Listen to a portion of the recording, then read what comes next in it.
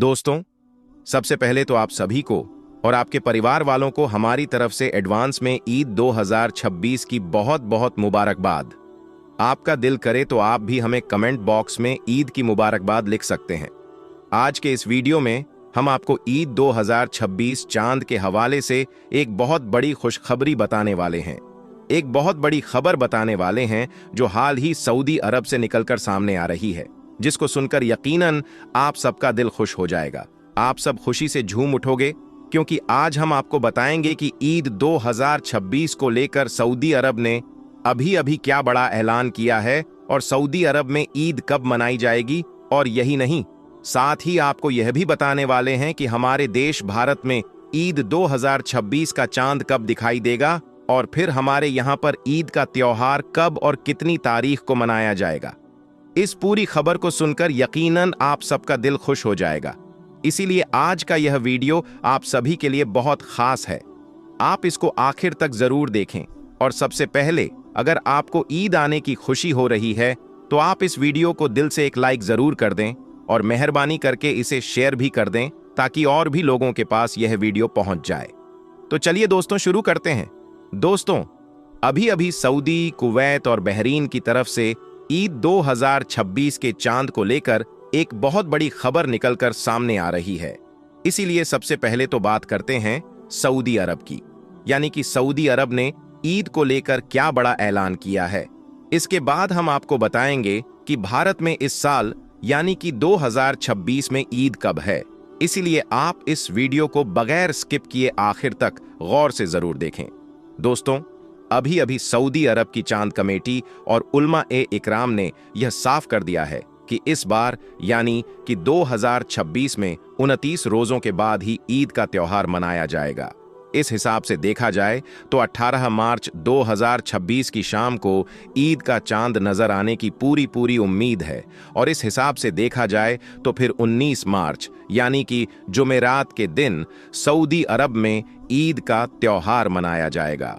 लेकिन इसके साथ ही अगर हम सऊदी अरब के मौसम विभाग की बात करें तो इस हवाले से मौसम विभाग ने इस बात को साफ कर दिया है कि 18 मार्च के दिन बहुत से देशों में सूरज को ग्रहण लगेगा।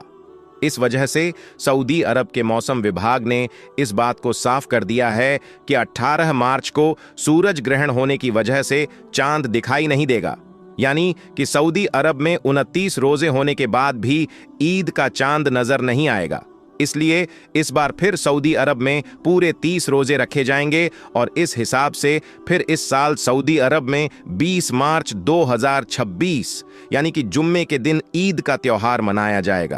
तो दोस्तों, ये तो हुई सऊदी अरब की बात। अब बात करते हैं हमारी यहाँ की, यानी कि भारत में ईद का चांद कब दिखाई देगा और हमारी यहाँ पर ईद का त्योहार कब और कितनी तारीख को मनाया जाएगा। तो दोस्तों, इस हवाले से हम आपको बता दें कि जैसा आप सभी को मालूम है कि सऊदी, कुवैत, बहरीन में चांद हमारे यहाँ से यानी कि भारत पाकिस्तान से एक दिन पहले दिखाई देता है। बस सऊदी अरब की इसी खबर को देखते हुए फिर पाकिस्तान की चांद कमेटी ने इस बात को साफ कर दिया है कि अगर सऊदी अरब में 29 रोजों के बाद ईद का चांद दिखाई दे देता है तो फिर हमारे यहाँ पर यानी कि भारत, पाकिस्तान, बांग्लादेश और नेपाल जैसे देशों में 19 मार्च 2026 को ईद का चांद नजर आ जाएगा। और इस हिसाब से फिर 20 मार्च 2026 यानी कि जुम्मे के दिन हमारी यहाँ पर ईद का त्योहार मनाया जाएगा। मगर इसके बीच में हम आपको एक बात और बता दें कि सऊदी अरब की चांद कमेटी ने इसी बीच इस बात को भी साफ कर दिया है कि चांद का दिखाई देना या ना देना यह सब कुछ अल्लाह के हाथ में है। अगर किसी वजह से 29 रोजों के बाद ईद का चांद दिखाई नहीं देता है तो फिर 30 रोजों के बाद ईद का त्योहार मनाया जाएगा।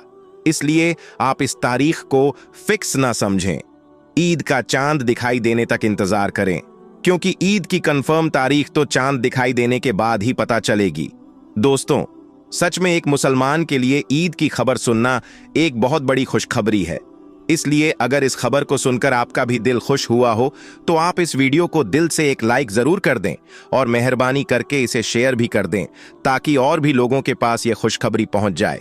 अब आपको बताते हैं कि ईद का त्योहार क्यों मनाया जाता है और ईद का त्योहार दुनिया को क्या पैगाम देता है। जानकर आप भी हैरान रह जाओगे, इसलिए आप इस वीडियो को पूरा जरूर देखें। दोस्तों, याद रखें, रमजान का महीना इस्लामी कैलेंडर के हिसाब से 9वां महीना है, जो सबसे मुबारक और पाक महीना है। रमजान के महीने में मुसलमान पूरे महीने भूखे प्यासे रहकर रोजे रखते हैं और अल्लाह ताला की खूब इबादत करते हैं। रमजान के महीने के बाद अगले महीने यानी कि 10वें महीने की पहली चांद की रात ईद की चांद रात होती है, यानी कि अगला चांद दिखाई देने के बाद ईद का ऐलान कर दिया जाता है, मतलब कि ईद उल फितर का ऐलान कर दिया जाता है। याद रखें, ईद उल फितर इबादत और अल्लाह ताला की तरफ से हमारे लिए एक इनाम का दिन है। इस दिन मुसलमान अल्लाह ताला का शुक्र अदा करते हैं कि अल्लाह ने हमें रोजा रखने की तौफीक दी, ताकत दी और हमको गुनाहों से महफूज रखा। इसके अलावा हम आपको यह भी बता दें कि रमजान के मुबारक महीने में ही कुरान पाक नाजिल हुई थी, इसीलिए मुसलमान ईद के दिन इस बात की भी खुशियां और जश्न मनाते हैं। इसके अलावा रमजान के पूरे महीने में मुसलमान रोजा रखते हैं, अल्लाह ताला की इबादत करते हैं और कामयाबी हासिल करते हैं।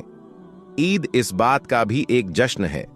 इसके अलावा कुरान पाक के मुताबिक रमजान के महीने में रोजा रखने के बाद अल्लाह ताला अपने बंदों की बख्शीश और इनाम देता है, इसलिए इस दिन को ईद कहते हैं।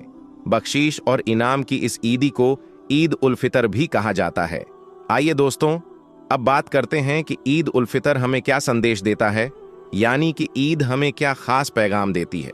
याद रखें, अल्लाह ताला का हुक्म है कि जिस तरह से तुम ईद के दिन एक दूसरे के साथ प्यार और मोहब्बत से मिलते हो, वैसे ही तुम हमेशा लोगों के साथ प्यार और मोहब्बत के साथ पेश आओ, यानी कि मिलते रहो। इसके अलावा ईद के दिन का एक खास पैगाम यह भी है कि ईद के दिन गरीबों की खूब मदद भी करो। याद रखें, अल्लाह के प्यारे नबी बड़ी ही सादगी के साथ ईद मनाया करते थे। एक मर्तबा ईद के दिन अल्लाह के प्यारे नबी अपने घर से ईदगाह की तरफ जा रहे थे। आपने देखा कि रास्ते में कुछ बच्चे खेल रहे हैं और उन बच्चों के पास एक बच्चा उदास और गमगीन हालत में बैठा हुआ था। उस बच्चे को देखकर आपके कदम मुबारक वहीं पर ही रुक गए। फिर आप उस बच्चे के पास गए और जाकर उससे पूछने लगे, बेटा, सब बच्चे खुशी से खेल रहे हैं, मगर तुम यहां पर उदास क्यों बैठे हो? तो इस पर उस बच्चे ने जवाब दिया, या रसूल अल्लाह, मैं यतीम हूं। मेरी मां और मेरे वालिद दोनों का इंतकाल हो चुका है। मेरे लिए कपड़े लाने वाला कोई नहीं है। आज अगर मेरी मां जिंदा होती तो आज मुझे भी मेरी मां नहलाकर नए कपड़े पहनाती और फिर मैं भी खुशी खुशी से इन बच्चों के साथ खेलता और फिर ईदगाह में जाता। बस यही सोच सच कर मैं उदास और गमगीन हूं। बस इतना सुनना था। अल्लाह के प्यारे नबी की आंखों में आंसू आ गए। फिर आपने उस बच्चे से कहा, बेटा, तुम मेरे साथ आओ, आज मोहम्मद तुझे अपना बेटा मानता है। फिर आप उस बच्चे को साथ लेकर वापस अपने घर आए और फिर उस बच्चे से कहा, आज से हजरत आयशा तुम्हारी मां है, हजरत फातिमा तुम्हारी बहन है और हसनैन तुम्हारे भाई हैं। इसके बाद अल्लाह के प्यारे नबी ने अपनी बीवी हजरत आयशा रजी अल्लाह ताला अन्हा से कहा, ए आयशा, इस बच्चे को नहलाओ, यह बच्चा यतीम है। यह सुनकर फिर हजरत आयशा ने उस बच्चे को नहला दिया। इसके बाद अल्लाह के प्यारे नबी ने अपनी चादर के 2 टुकड़े किए, एक को उसके बदन पर तहबंद की तरह बांध दिया और दूसरा कपड़ा उस बच्चे को ओढ़ा दिया। दोस्तों, इसके बाद हजरत आयशा ने उस बच्चे के सर में तेल लगाया और उसके बालों में कंघी की, फिर उसमें सुरमा लगाया, खुशबू लगाई। फिर जब वह बच्चा तैयार हो गया तो वह बहुत खुश हो गया। फिर वह बच्चा अल्लाह के प्यारे नबी के साथ चल पड़ा। यह देखकर फिर अल्लाह के प्यारे नबी उस बच्चे के सामने आकर बैठ गए और फरमाया, आज तुम पैदल नहीं चलोगे, तुम आज मेरे कंधे पर सवार होकर ईदगाह में जाओगे। इसके बाद अल्लाह के प्यारे नबी ने उस बच्चे को अपने कंधों पर बिठा लिया और ईदगाह की तरफ चलने लगे। फिर जब आप उस जगह पर पहुंचे जहां पर सब बच्चे खेल रहे थे, तो उन बच्चों ने अल्लाह के प्यारे नबी के कंधों पर उस बच्चे को देखा जिसको वह अपने साथ खेल भी नहीं रही थी। वह बच्चा नहा धोकर अल्लाह के नबी के कंधों पर सवार था। यह देखकर वह सब बच्चे हैरान रह गए। फिर उन बच्चों ने अल्लाह के प्यारे नबी से सलाम किया। इसके बाद उस बच्चे ने उन बाकी बच्चों को बताया कि अल्लाह के प्यारे नबी मुझे ईद की नमाज पढ़ाने के लिए ईदगाह में ले जा रहे हैं। अब मैं अल्लाह के प्यारे नबी का बेटा बन गया हूं। यह सुनकर फिर उन बच्चों में से एक बच्चे ने कहा, काश हम भी यतीम होते तो अल्लाह के प्यारे नबी हमें भी अपने कंधों पर बिठाते और फिर हमें भी ईदगाह तक ले जाते। दोस्तों, इसके बाद अल्लाह के प्यारे नबी उस बच्चे को साथ लेकर ईदगाह में पहुंच गए और फिर जब आप मिंबर पर चढ़ने लगे तो वह बच्चा नीचे बैठने लगा। ये देखकर फिर आपने उस बच्चे से कहा कि आज तुम मेरे साथ मिंबर पर बैठोगे। फिर जब आप बैठे तो उस बच्चे को भी अपने पास में बिठा लिया और फिर आपने मोहब्बत के साथ उस बच्चे के सर पर हाथ रखा और फरमाया, ए लोगों, जो आदमी किसी यतीम के सर पर मोहब्बत और शफकत का हाथ रखेगा तो उसके हाथ के नीचे जितने भी बाल होंगे अल्लाह ताला उसके नाम आमाल में उतनी ही नेकियां लिख देगा। और फिर आपने मजीद फरमाया कि किसी यतीम की देखभाल करने वाला और मैं जन्नत में इस तरह से साथ होंगे जिस तरह से हाथ की यह 2 अंगुलियां साथ में होती हैं। फिर आपने अपनी दोनों अंगुलियों को मिलाकर दिखाया। तो दोस्तों, यह है ईद का असली मतलब। ईद का मतलब सिर्फ अपनी ही खुशी नहीं है, बल्कि अपने आसपास सबको खुश करना है। आज हम अपने लिए और अपने बच्चों के लिए तो नए नए और तरह तरह के कपड़े खरीद लेते हैं, मगर क्या हम अपने आसपास में रहने वाले ऐसे बच्चों के लिए भी सोचते हैं जिनके पास कुछ भी नहीं है? अगर आपके आसपास भी ऐसे यतीम बच्चे और गरीब बच्चे रहते हैं तो आप उनका ख्याल भी जरूर रखना। अल्लाह ताला आपको इसका खूब अजर देगा। वीडियो अच्छा लगा हो तो आप इसे दिल से एक लाइक जरूर कर दें और मेहरबानी करके इसे शेयर भी कर दें ताकि ईद आने से पहले पहले यह वीडियो और भी लोगों के पास पहुंच जाए। आपका वीडियो देखने के लिए